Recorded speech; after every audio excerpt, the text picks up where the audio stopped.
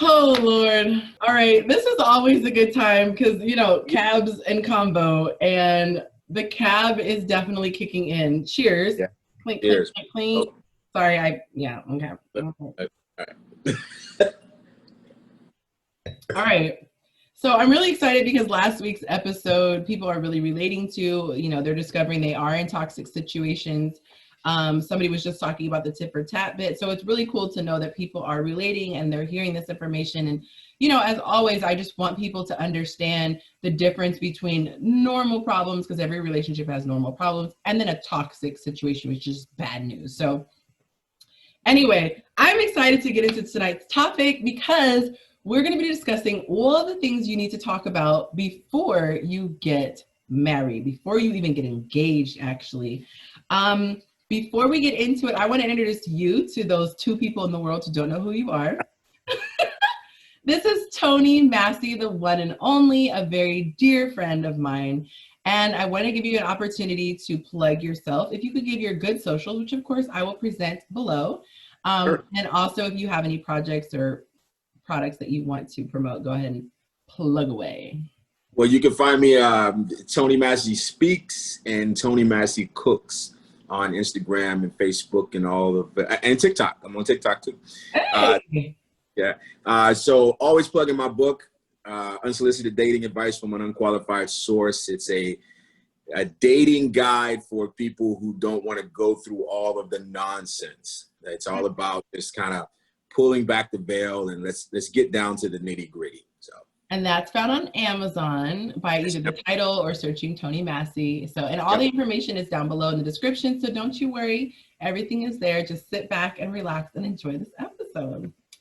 Okay, so, all right, so we're gonna get into this. Now, there are 3 books that I absolutely love, and I wanna plug them. I don't get paid for this, you guys. I really just like these books. The first one is Things I Wish I'd Known Before We Got Married. And let me try to get the light really good. Okay, there we go. Things I Know. And it's Gary Chapman. He's actually the same author that talks about love languages. We have the Don't You Dare Get Married Until You Read This book. And I'll do a better graphic, you guys, when I post the video. But this is by Corey Donaldson. And then last but not least, the same author I was telling you, Gary Chapman, The 5 Love Languages. 5 Love Languages. I love the subtitle. It's How to Express Heartfelt Commitment to Your Mate, because you might actually have the heartfelt commitment, but you don't know how to express it. And I said this before, I could be telling you, Tony, je t'aime, je t'aime, je t'aime. And you're like, okay, I'm saying I love you. Yeah. No. Francais, I don't know what you're saying.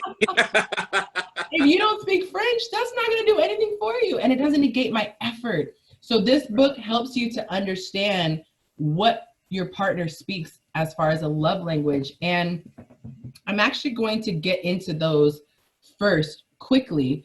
And we'll just flow. You know, I don't stick with the syllabus. So, all right. So there are 5 love languages: quality time, physical touch, words of affirmation, gifts, and acts of service.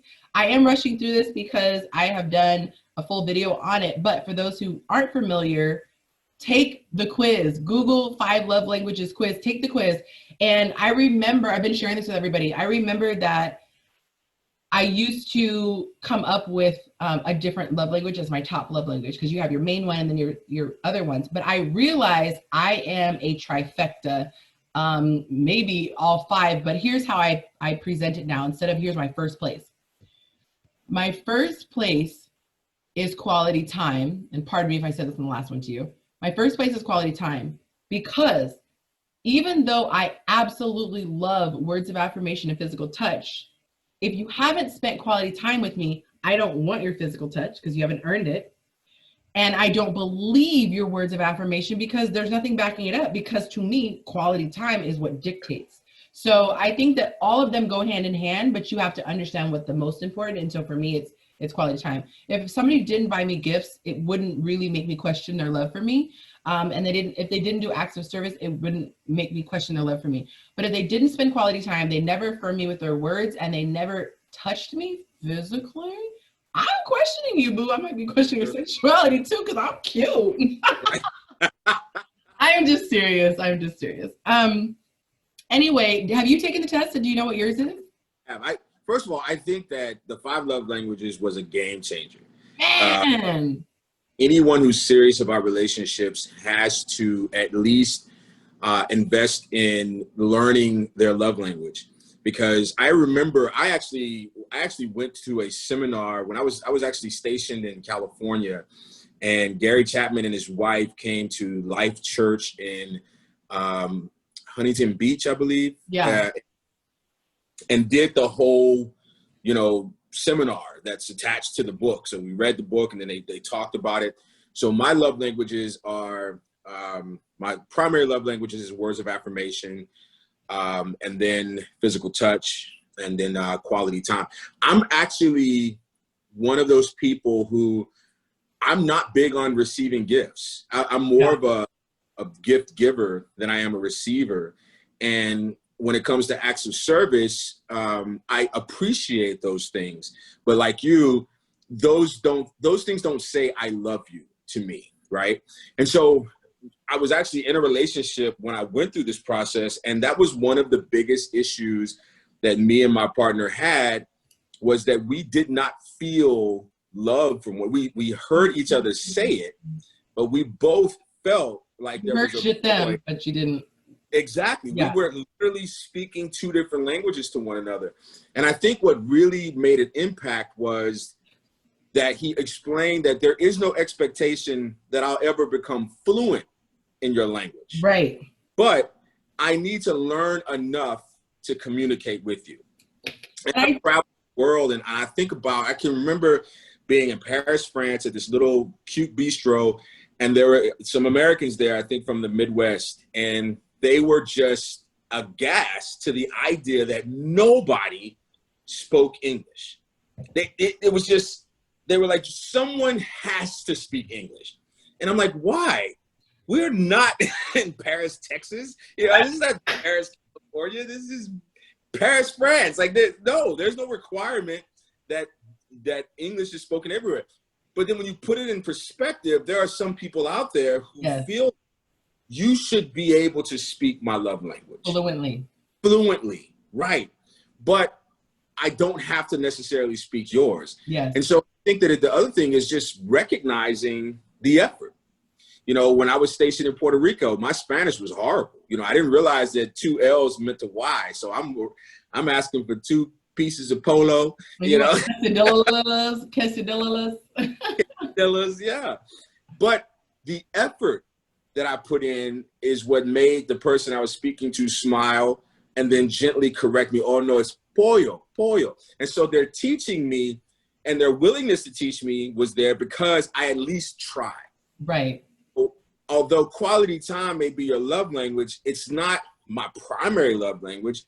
And I don't necessarily know what that always means. Does that mean we're watching a movie? Does that mean we're just hanging out together? Does that mean we're going out on a date?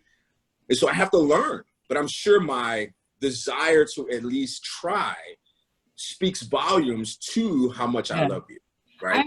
I have a question about that. So with words of affirmation, so let's just say I'm dating you. If I don't call you, and we don't live together, I don't call you throughout the week.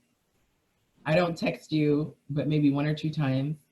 But when I do text you, it's, oh my God, you've been on my mind. I'm so into you. Do you believe it after like a week? Yeah. Oh. I don't equate words of affirmation with quantity. Like, I'm not the type of person where we need to talk every single day. Okay. And I'm not the type of person where I'm going to wait for communication if I need it. If I miss your voice, then I'm going to call you and say, hey, I missed your voice. I don't have anything to talk about. I just want to hear your voice, right? But if your words are affirming and, you haven't given me a reason not to believe it, then yeah, absolutely, I believe you. And it's so interesting. I think that saying it all the time sometimes sounds contrived. Mm-hmm. And I wonder, are you saying it to convince you or to convince me? Because I just think about myself, and I had somebody who just said all the right things. I'm super into you. You're everything that I want. I'm physically attracted to you, yada, yada, yada. And went days without talking, or, you know, would only talk once a day and it was for a very short time, my brain struggles to believe, because I believe based on my love language. And that's why for me, I found for me, I need someone who is compatible with my love language. I understand that the love language is there so you can help each other, but I think it's a struggle for people when it's not their native tongue. And I also know that it's annoying when you have somebody who judges the love language. So like, for example, whenever people take the test and they first learn about love languages, they always roll their eyes and guess which one? Which one do you think gets hated on? Exactly. Yep. Because because people who don't have gifts as a love language assume it's about being materialistic and a gold digger. There's a lot of judgment that some people have with love languages. And I remember a conversation that was being had in the group where people were talking about words of affirmation being an indication that that person is insecure, and that basically that they are kind of gullible, because it's like anyone can say words, so therefore it's not good. And I think that's very dangerous. I don't think that people should judge, you know, words. I mean, should judge love languages. So for example, there was a man who was saying that it's really frustrating to him that his wife doesn't initiate. She doesn't turn him down for sex, but she doesn't initiate. And I guarantee you, she does not psychologically understand the damage that that's doing to him, because she's probably going, I'm having your babies, I'm cooking and cleaning for you, I'm loyal to you, I talk to you, we hang out all the time, get over yourself, I have sex with you. But for somebody whose love language is physical touch, he's perceiving that as, how could you want me if you don't want me in that way? And so I think that it's really important, as people are learning the love language, to not put a value or take away a value from something and just understand it just is.